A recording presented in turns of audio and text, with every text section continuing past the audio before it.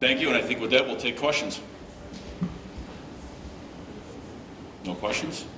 That's good. All right, I do want to go into, as I discussed previously, we're going to have a demonstration outside if you want to film that, and we'll set that up after this. But we did take possession of a tethered drone through the contract that we signed with Axon. And I want to discuss it for a couple of different things. It was an approximately $50,000 investment that was funded entirely through the New York State Law Enforcement Tech Grant that was built into the Axon contract. So this tethered drone, and it can fly in some weather that typical drones cannot fly in. Our SWAT team is comprised of numerous drone operators. They are licensed pilots. We keep them housed within our SWAT team. The tethered drone can go up approximately 125 feet. It is ground powered. It can fly as long as we have ground power. So there's a typical drone can fly 30, 45 minutes depending on the size of the battery. It has to come down and charge. What's nice about this is we are going to have this year parked in the middle of the crowd, typically in the spot where the older eye in the sky, the Skycam tower would go up. It has infrared capabilities. It's a high definition camera. It can be raised, lowered, monitored, moved around. It's a significant investment. We took delivery of this along with a lot of the other equipment through that Axon contract that we signed on December 20th. I walked into headquarters, and a lot of the tasers, this and some other pieces of technology were delivered. They were getting all that set up. Why do I talk about that date and the importance? And you're all going to get a copy of this.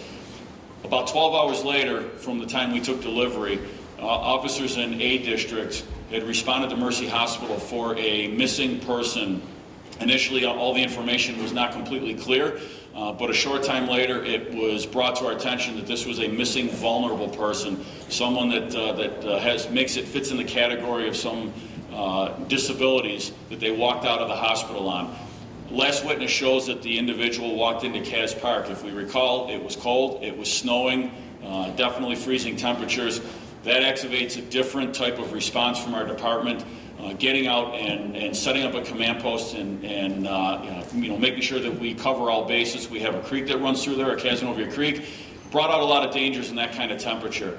We just took delivery of that drone. We deployed the drone. It was driven down there. It was driven behind the pool area. The drone was launched, and using infrared capabilities within the matter of a couple of minutes, they were able to identify an anomaly, a heat source through that infrared that led one of our drone operators to walk directly to that path, and we located this missing vulnerable person who was, I'll say, hunkered down on the ground with some leaves and was beginning to be covered with snow. Immediately got an ambulance, were able to walk him out of there and get him the aid that he needed. We may not have found that individual in time. Within 12 hours of taking delivery of this new tethered drone, it already proved its effectiveness. So, a lot of discussions on drones. We want to make sure that they're used responsibly, but there also is a life-saving mechanism to drones and how effective they are, and that proved its effectiveness right off the bat. Again, I thank New York State for the Law Enforcement Tech Grant and the ability to use for that. So again, at the conclusion, which we are wrapping up unless there's any other questions, you can set up your cameras outside, and it's flying right outside. And then Lieutenant Timothy Perrott is one of our SWAT members. He's a licensed drone pilot, one of our main drone pilots, and he'll be able to answer any of the technical questions you have on that.